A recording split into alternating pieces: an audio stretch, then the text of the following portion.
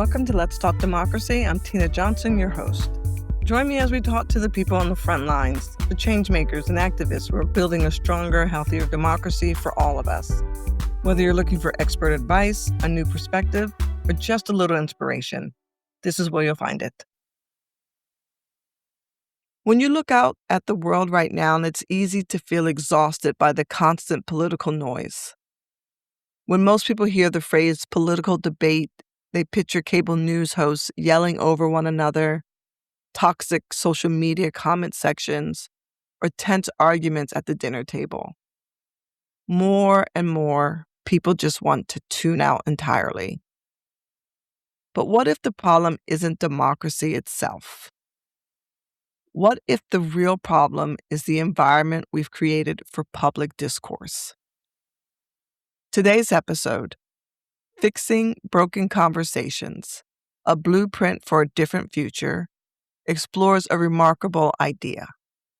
When you take people out of the outrage machine, slow things down, and change the conditions under which they engage with one another, something extraordinary can happen.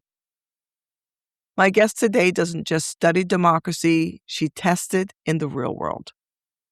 Dr. Alice Su, Associate Director of the Deliberative Democracy Lab at Stanford University, has spent her career pioneering deliberative polling, bringing together diverse groups of ordinary people to move beyond superficial phantom opinions and to think more deeply about some of society's most divisive issues. And what her work reveals is both surprising and hopeful. Under the right conditions, people are far more capable of listening, learning, and finding common ground than we've been led to believe. Let's get into it.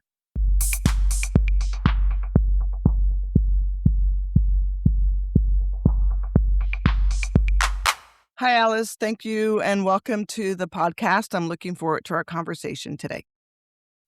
When most people hear the phrase political discussion today, they picture cable news anchors, pundits fighting or yelling at each other, or toxic commentary in social media comment boxes. And sometimes, family members are fighting at Thanksgiving dinner. But your work focuses on deliberative democracy. And so for someone who is completely exhausted with the political situation as it currently stands, the political noise, how do you explain the difference between what we see out in the world every day and what actually happens in a deliberative space? It's a really good question, and I'm sure one that many people think about, as you said.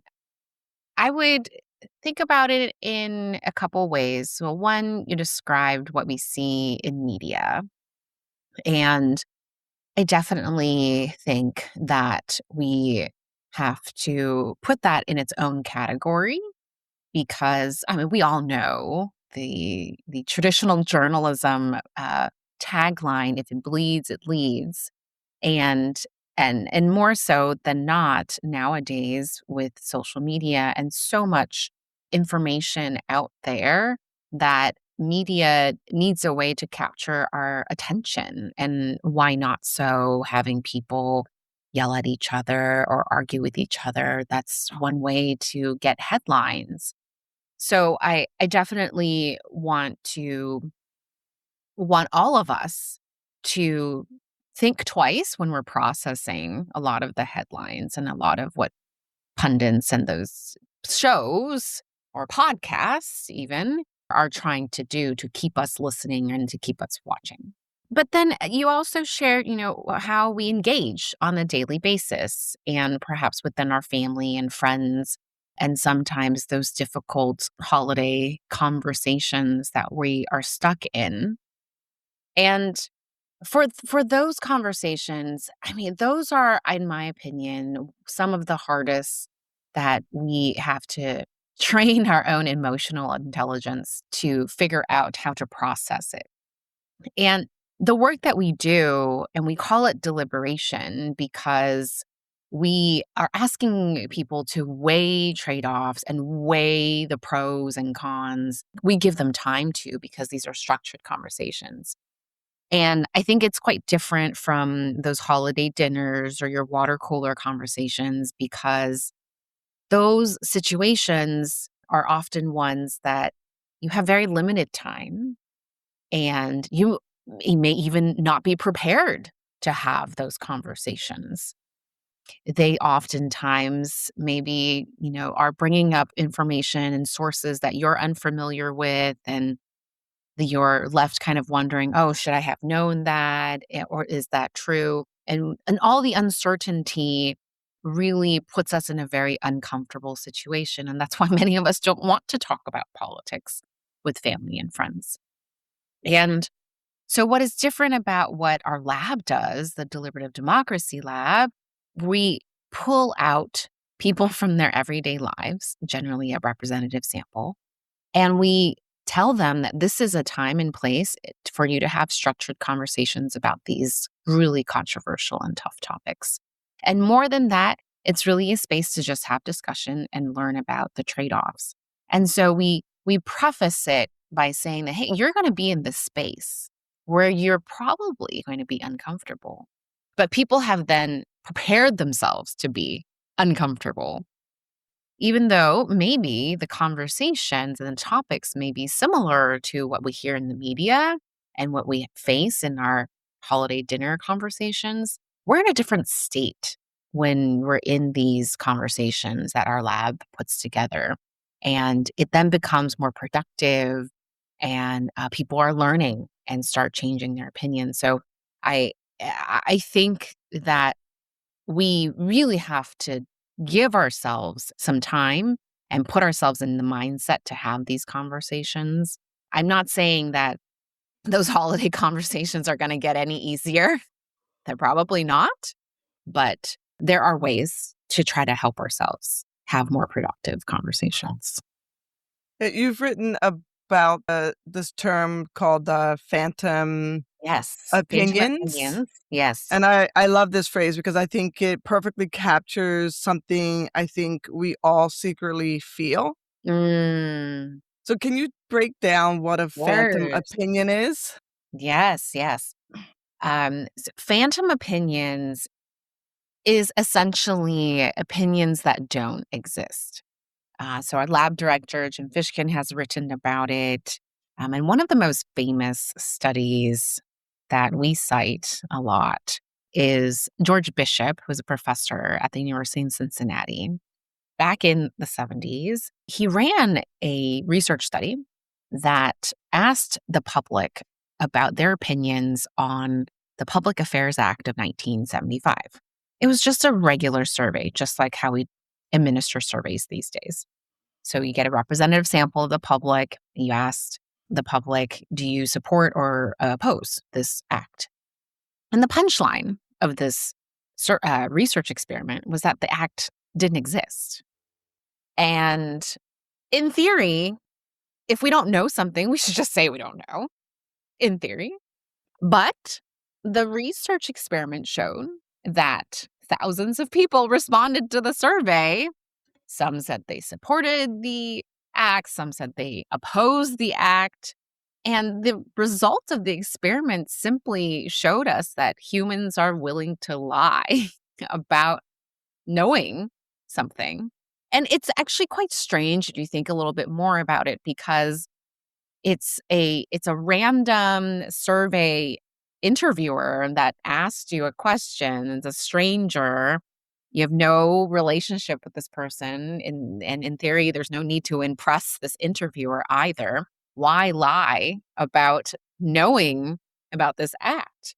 And the more humorous part of it is the Washington Post, 20 years later, did an unanniversary of this act. So they redeployed the survey asking about what people's opinions were about this 1975 Public Affairs Act. And they got the same results. People responded, agree, disagree. And that showed that humans don't evolve. We are the same human beings. We behave the same way. We are willing to lie, and we will continue to lie for the rest of, eternity. But it is, as you raise, it's very concerning to us. And that it also calls into question all of the surveys that we see that are constantly reported in the news, and how much of that is true. How many of those people that respond to surveys actually know what they're talking about? Combined with the fact that a lot of scholars also argue that most of the general public don't care about politics and policy. They're just decide that they're not going to pay attention. And if most of the public are not paying attention, yet if they're being asked about a particular policy, they make up the fact that they know about it and provide an opinion. It's very concerning for government policy and our society in general. Like, how do we know these opinions that we rely on to make really important government decisions? How do we know these are real opinions? And that's part of the reason why our lab is so engrossed in ensuring that deliberation be a part of the process, that before we go to the ballot box, we should probably think about whether we support or oppose something, and have conversations with people to really understand if this is something that we have thought about.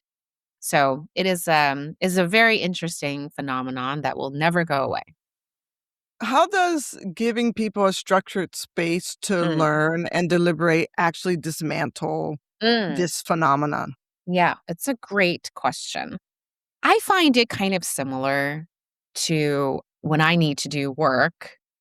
I try to find a space at a table, and I tell myself, I'm going to work for the next 30 minutes, and I'm not going to get distracted by emails. I'm going to, put my phone on silent. And I'm sure many of us do that because we don't want to get distracted by things that are around us. And honestly, I don't think this is any different. So, if we want to engage with others and have some time and space to actually have thoughtful reflection on what we truly think about some issues, we have to pull ourselves out of our daily life. And that's what the deliberative polling method does. It draws a representative sample of a population and invites them for a weekend or multiple days, depending on the resources. And we bring them either in person or online and ask them to dedicate several hours to actually having conversations and discuss these issues at hand. I find that having time set aside and the structure really allows people to deep dive into these conversations. And, I'm the first one to say, this is one moment in time. And after those several hours that they're with us, they go back into the daily life. But I think what's important is that if we were all able to have some of this structured time on a regular cadence, it would probably make a very big difference in how we think about politics and policy and how we engage with others. I want to make this a little bit more tangible for our Mm, listeners because at the lab, you run a massive initiative called America in One Room, where yes. you literally take a representative sample of the population, people Mhm. who disagree on climate change, the economy, immigration, and you put them in the same room. Yeah. When you put a climate activist next to a fossil fuel worker or a staunch conservative next to a Mhm. progressive organizer, and you give them balanced facts rather than talking points, what actually happens to the polarization between them? Does the room explode or does something else happen? I think we all watch too many of the YouTube videos at town hall meetings or public hearings where people are yelling when they have their 2 minutes. Um, it's And definitely they not that. and they make it seem like it's dialogue or deliberative, yeah. Exactly, exactly. Well, not to make light of, the public hearings and town meetings, like, that is one form of Mhm. allowing the public to engage and express their thoughts. But I think we all have to come to realize that is not the only way to actually engage. So, as you're describing, in these small groups that we have participants in, you're right. We have a variety of people from all walks of life in the small groups. And I will say, I provide an anecdote because it's the best way to describe this. In one of the small groups, when we did our 2019 America in One Room, in the room, there was a single mother who was raising two children on her own. And she was on an assortment of welfare programs, including SNAP, which is the Supplemental Nutrition Assistance Program. And in the room, in the same group, there was a gentleman, probably upper middle class, a former business owner. He was retired. And at the beginning of the weekend, this was a 4-day event in Dallas, Texas, that people were flown into from across the country. The beginning of the weekend, he went up to this woman. I can't remember. It went up to her specifically or in the group. Regardless, he said to her, "You have no family." And it was a very tense beginning to the conversation. And during the conversation, he revealed that, he was a small business owner and he had actually not met people that worked minimum wage before. Because maybe he was always a manager. I don't know the details. And the conversations that we had during that event involved the economy, minimum wage, a variety of topics, including baby bonds and just a lot of government assisted programs, et cetera. And at the end of the 4 days, he went up to her and he said, "What are the three most difficult words in the US or English?" He said, "I'm sorry." And in a follow-up podcast that I did with him, he told me, in the podcast, he said that he'd just not met anybody that was on welfare programs that used SNAP. And he had no idea how important those programs were. And when he finally met somebody that needed those programs to survive, he realized the merit of it. And he revealed to me that at the end of the weekend, everyone gets a cash honorarium. I think it was a couple $100 in cash. And he said that he gave it to her. And it was remarkable just to see this gentleman decide that, he now has a whole new outlook on some of these government policies. I don't know. I did not look into the survey to see how exactly he changed his opinions, but I can imagine that he now completely understands why some of these policies exist. And, he may be a little bit more supportive of it. But I think this is what deliberation is about. I think it is about people learning about other people's lives and what each other's lived experiences are. I don't expect people to be against immigration and then somehow over the weekend be pro-immigration. That's not what we are doing at all.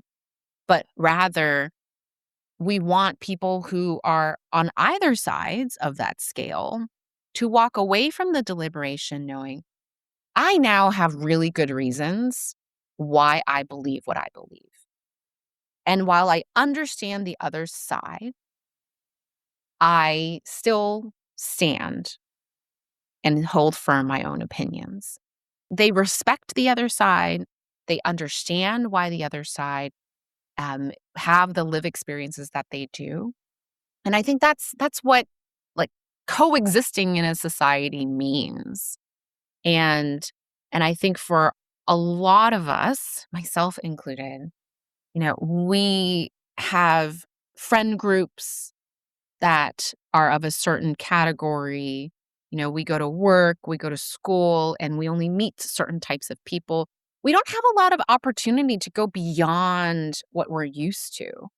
And these deliberations are putting us in small groups and in situations where we have to listen to others and those lived experiences so we can understand why the world is the way it is.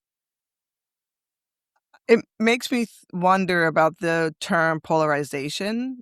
It's the word of the last 10 years. Yes. Yes. Everyone's polarized. And I think it misses the point that people have differing opinions or perspectives, Yes. but it's the politicizing of those differences and those different perspectives that make it polarizing. And so I am wondering about how deliberation Mhm. sort of sort of fills in that gap and brings people closer, not to, as you said just a few minutes ago, agreeing and switching their side, but understanding the other side and being aware that my perspective still can hold, but it doesn't mean that the other perspective can't hold. And somehow we have I call it a consensus of understanding, Mm. even if we don't have a consensus of agreement. How deliberation helps to minimize that gap of what we call Yeah. polarization. Yeah, and I would, as we talk about polarization, separate out, affective polarization and, policy or polarization. The affective polarization is what most scholars and folks have deemed just most damaging, because affective polarization is just simply, "I don't like you." Like, you come up to me and I just don't like you already. I don't care what you have to say, and I don't wanna talk to you. And that is the part that has really grown significantly over the years. And you see it in approval ratings where, sometimes simply people will just say, I disapprove because this president is of an opposing party of mine. And what deliberation has allowed us to do is actually decrease affective polarization. We have evidence to show that Republicans, after deliberations, see Democrats in a warmer light, and vice versa. Democrats, after deliberations, see Republicans in a warmer light. And I think as we are more and more have ability to do that, then it actually doesn't matter if we disagree on a policy because we still like each other. um, and you even, there have been some research as well, about how in more recent years, people are unwilling to date across party lines, and that sometimes is a prerequisite, when they're thinking about having a partner. Whereas, I don't know this for sure, but there have been in the past, married couples married for a very long time who are of the opposing parties, have party affiliations. I think what's most concerning for me is the affective polarization part of it, where we simply are just thinking that this individual who has labeled themselves differently than I is simply then someone that I don't want to engage with. And I believe that deliberation is definitely helping decrease the affective polarization and enabling people to sit down and have conversations. And it's not just in the US, we do work around the world.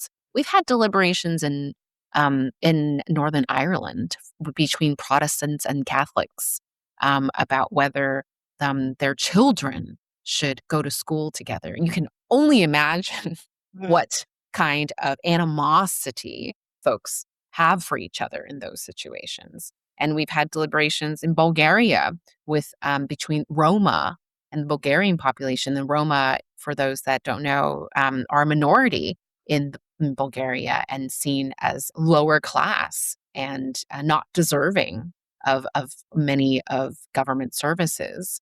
And even in Australia, when they were talking about reconciliation with the Aboriginals, so much history in just not liking each other, even from the start. So I think the deliberation is capable of bringing people closer together.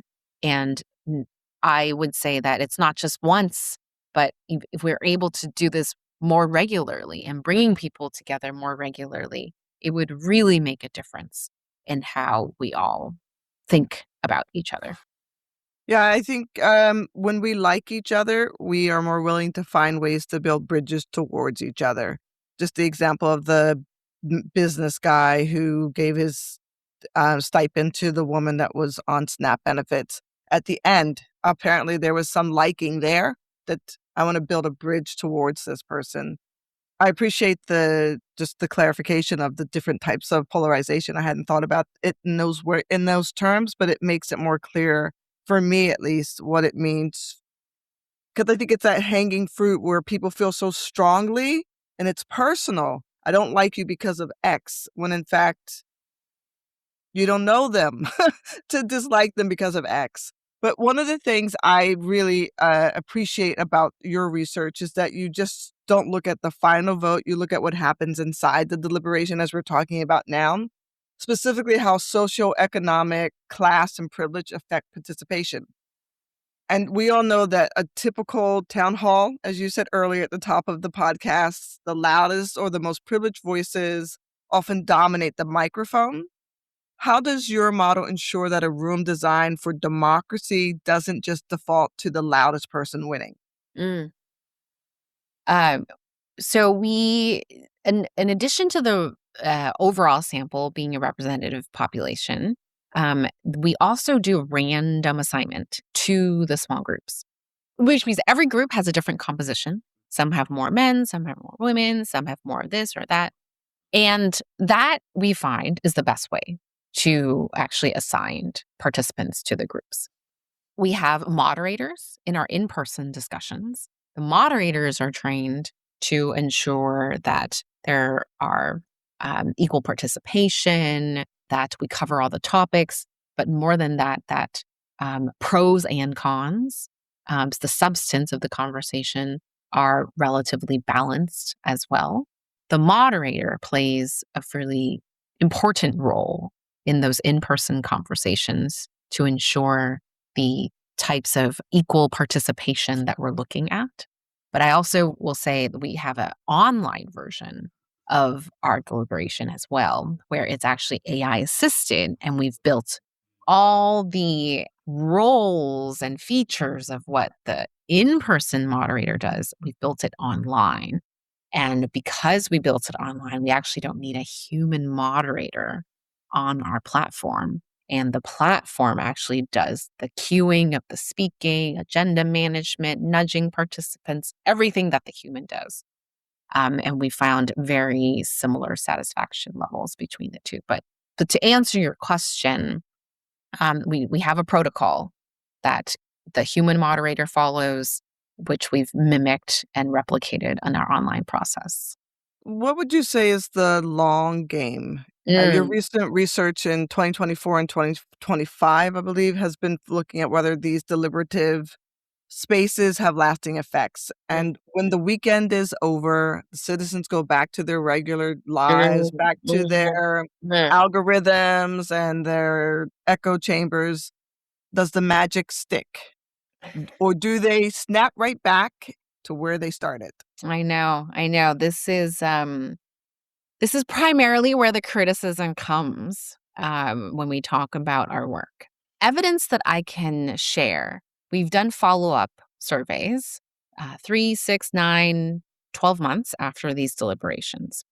We have found that there are lasting effects. While I can't say that all of the changes remain, that would be impossible.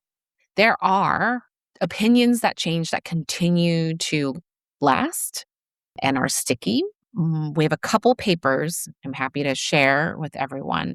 One that actually shows lasting effects in affective polarization, another that shows lasting effects in voting intention and even shifts in voting intention, and another that also talks about lasting effects and attitude changes. Anecdotally, the podcast that I mentioned was actually done a year after our 2019 deliberation.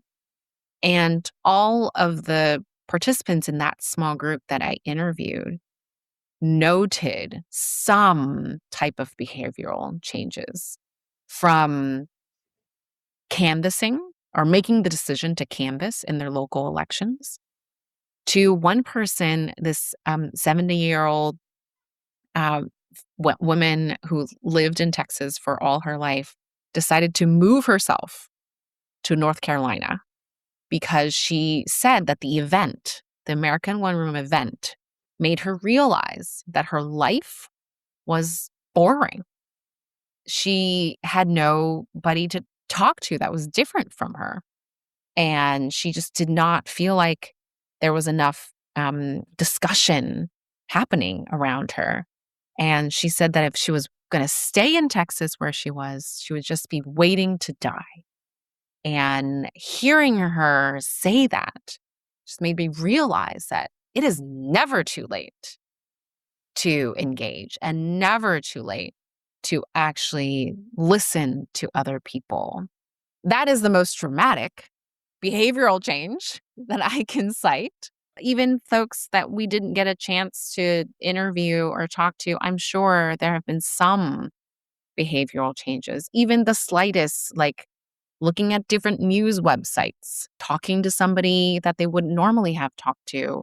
Those are the types of differences that we're hoping that this deliberation, that these events, these experiences that people experience are able to inspire them to have. You just began to touch on the digital square and AI. Mm. And so I want to pivot a bit to that because it's kind of building off of the question I asked before the last one, which is how do you scale this? Mhm, I mhm. believe that scaling is the ultimate Yes, challenge here. yes, And we yes. can't put all of humanity in a physical convention center, but you've been doing groundbreaking work with technology, specifically scaling Yeah. these dialogues using this, I think it's called the Stanford Yes. online deliberation platform, Yep. and working with tech platforms like Meta and Mhm. their community forums. People usually, and I think with good reason, blame technology and AI for destroying democracy. How are you using AI to actually foster human connection Mm. and democratic dialogue? There's a lot to unpack in that question there. So I'll go with our platform first. The criticism of not being able to scale has haunted us for many years. Our lab's been around for the last couple decades.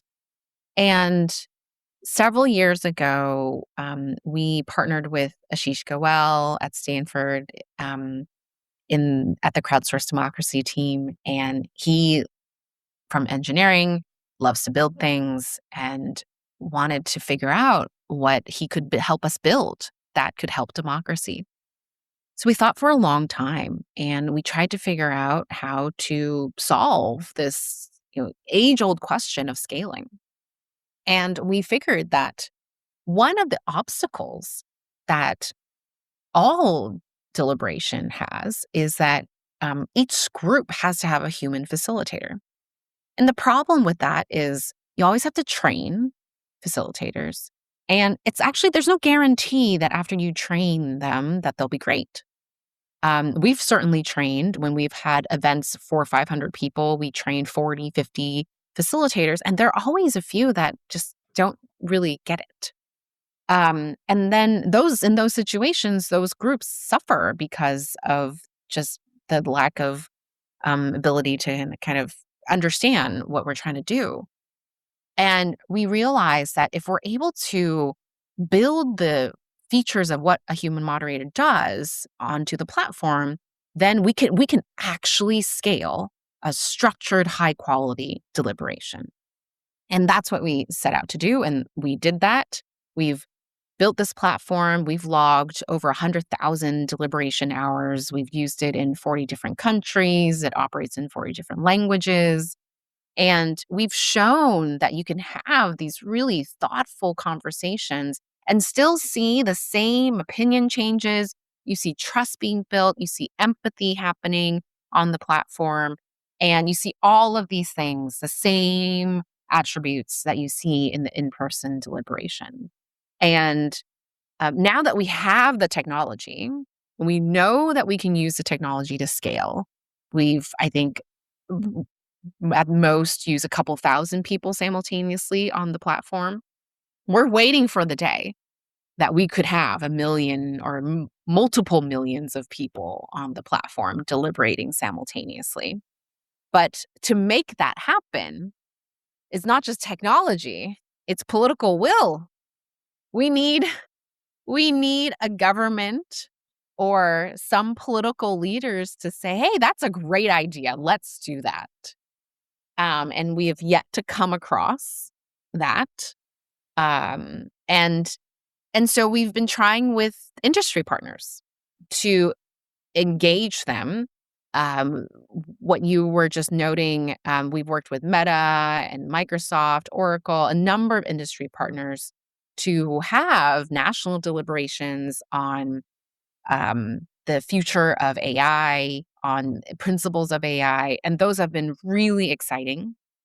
And while those conversations, those deliberations have only been with a random sample of the public, my hope, my dream is that as our industry partners are getting more comfortable with this idea of deliberation, that they will eventually see the merits of deploying deliberation to more and more of their users.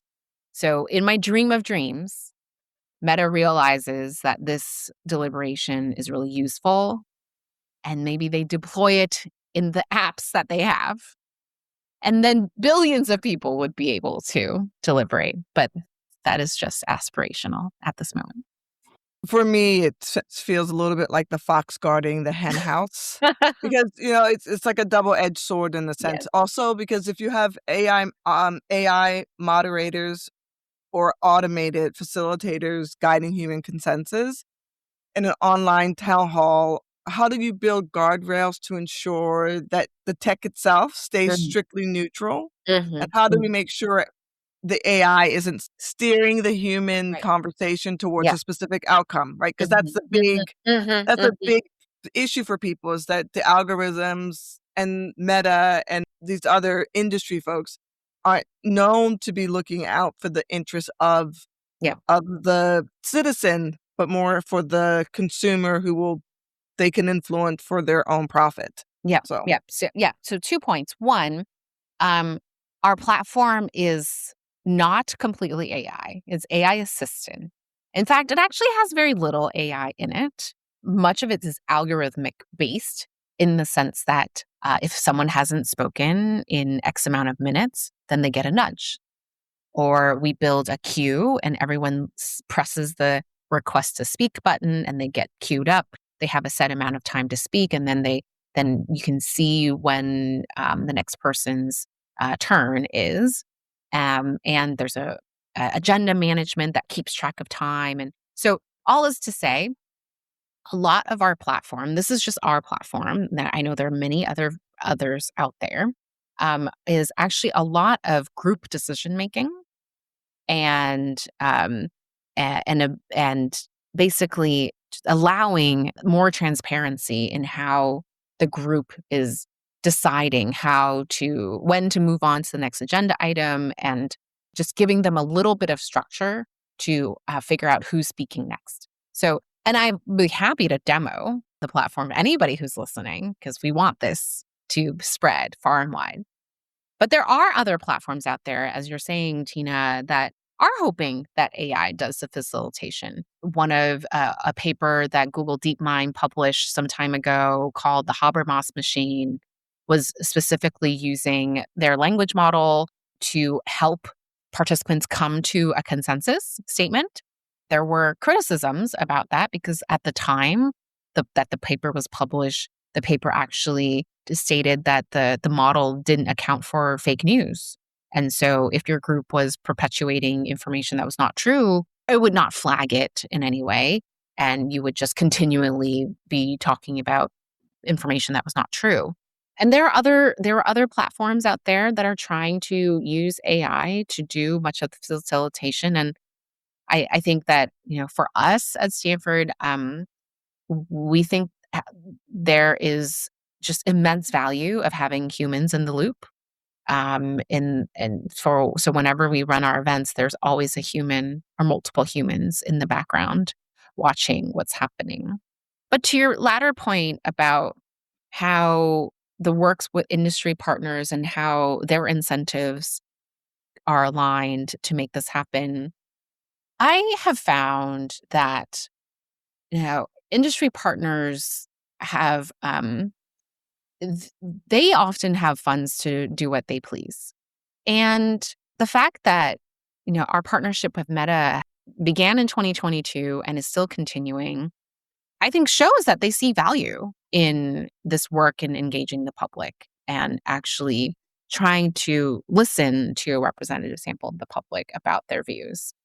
And as more and more industry partners see the value of this, um, I think the question is, you either get the public's input or you try to pretend that you know and write your policies. Because, let's be real, in this country, while there are some state level regulations with respect to AI, there's very little guardrails at the moment.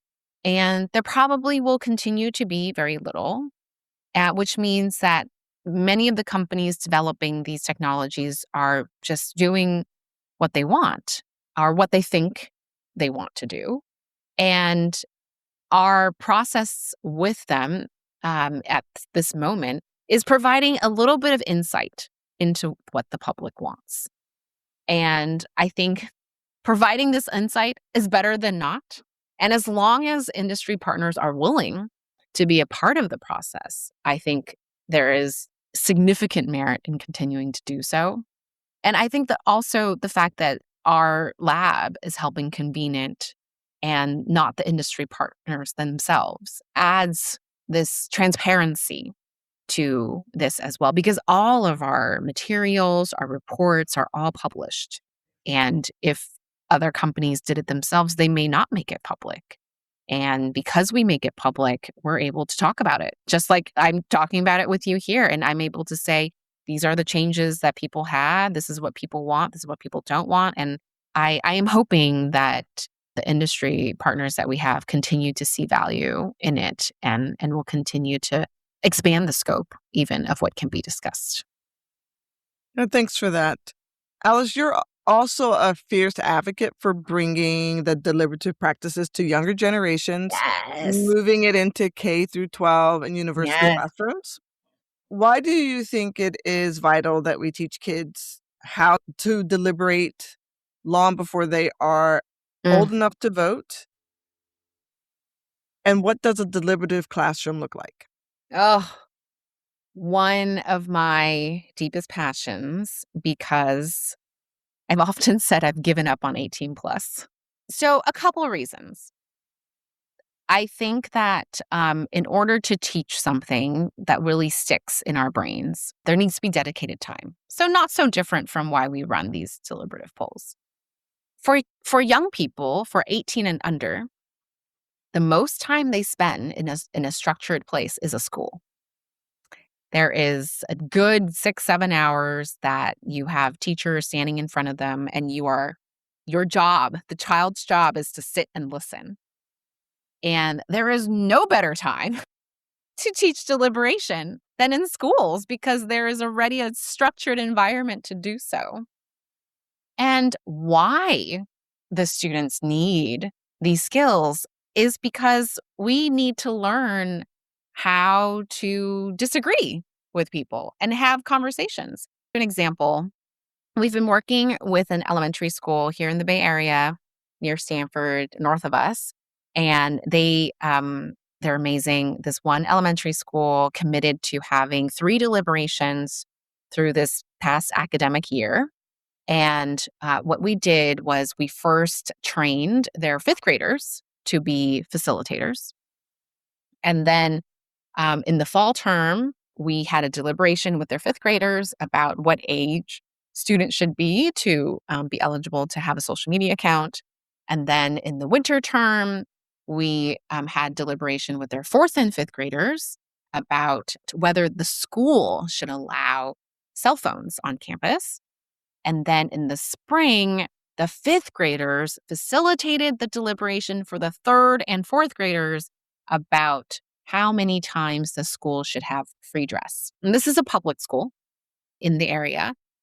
And incredible that first that the students sat for close to 2 hours in small group deliberations and then listened to an expert panel. And then two, the fifth graders were just amazing facilitators.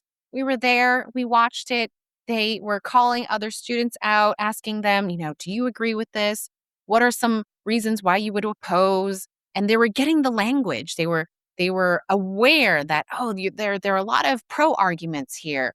Why don't we talk about some reasons against this? And it is fascinating to see how quickly the students understood what it meant to discuss and deliberate. I think more so than ever, as we talk about AI, the one thing that everyone talks about is not losing critical thinking skills. Deliberation is exactly that. Deliberation is exactly having conversation and to think critically about what this person is telling you and how should you respond to this person. And so this is what technology can't do. Technology can't discuss for us when we're in a conversation. And our brains are firing and listening and trying to form our own opinions. So I think it's ever more important for schools to build these skills of deliberation because we need it so much so that we can think independently as we will adopt more and more technology in our lives. And I share one more anecdote from this elementary school. I was debriefing with one of the teachers last week, and he told me that a parent of a fifth grader came up to them and told them that the whole process of deliberating the last year had changed how her child behaved. And now he conducts himself differently and is really thoughtful and engages in conversation differently with each other and within their family. And that is just remarkable to hear that this can have such an impact on people's lives.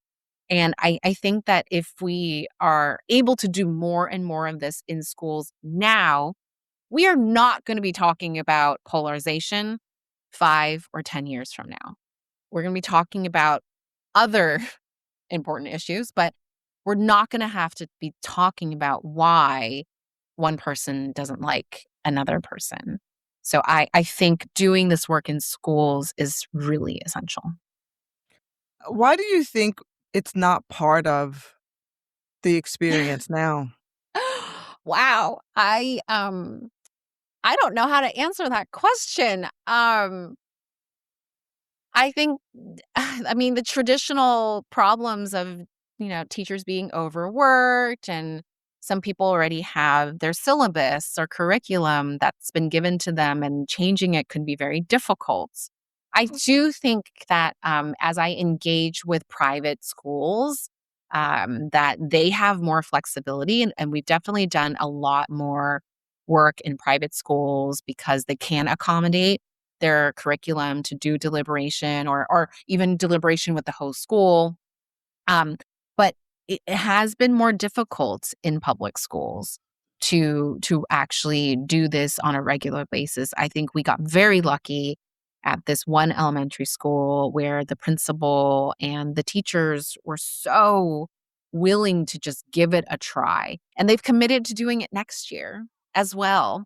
And I think more than that, I'll share more is this in the school district, there's a middle school and high school, obviously. And the high school students actually created the materials for the elementary school students.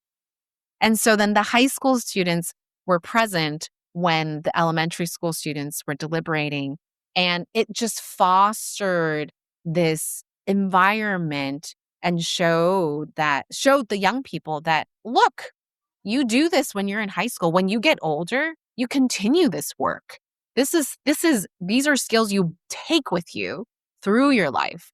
And I hope that one day it could be as such, where these skills are done throughout elementary, middle, high school, so that people see that it's reinforced, and that then you take it into your adult life. Before we wrap up, I want to kind of refocus and bring us back to the people that are home listening, maybe in the car or while they're cooking dinner, who might be feeling that there's this weight of democratic anxiety. And I Mm. really appreciated the conversation thus far and how excited you've gotten at the end, especially around the future of young people under 18.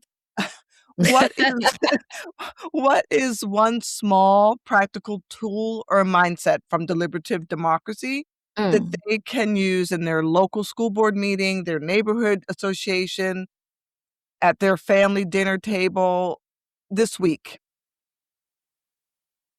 I think something small that we can all do is, when we're looking up news, just click on another news site that you wouldn't normally go to. I know it is so hard. I find it hard to do myself too. And now, as much as I am preaching this, just do what I say. Not as Um, I do. Yeah, that's yes, hard for and that is hard for me, really. I it really, like, I get this visceral I know. discomfort. I So know. how do you I mean, what's the is there a filter you should be using when you do it? How do No, you you just go on the website. Mhm. If you normally on the Times, try Fox News, so you look at MSNBC, like, I don't know, that just to try the variety. Or you just move down the spectrum first, right? Go down the list, and you don't have to go straight to the complete polar opposite, but go down the spectrum and try. I mean, even trying a different news site than you normally go to is a start, because we're creatures of habit, and we cycle through. I do it myself. I cycle through the news sites that I normally go to. And then, the one day I decide to go somewhere else, I'm like, oh, I didn't know this is actually, there's some good stuff here. Or, you go there and you're like, oh no, I don't ever want to come here again. But I think that is the smallest thing we can do. And that allows us to just expose ourselves to a little bit of uncertainty, a little bit of discomfort. And then, as we grow to be comfortable with that, the next step would be talking to somebody that we don't normally talk to. And that is a big step. Luckily, I'm in an academic environment, and that comes my way without me even asking.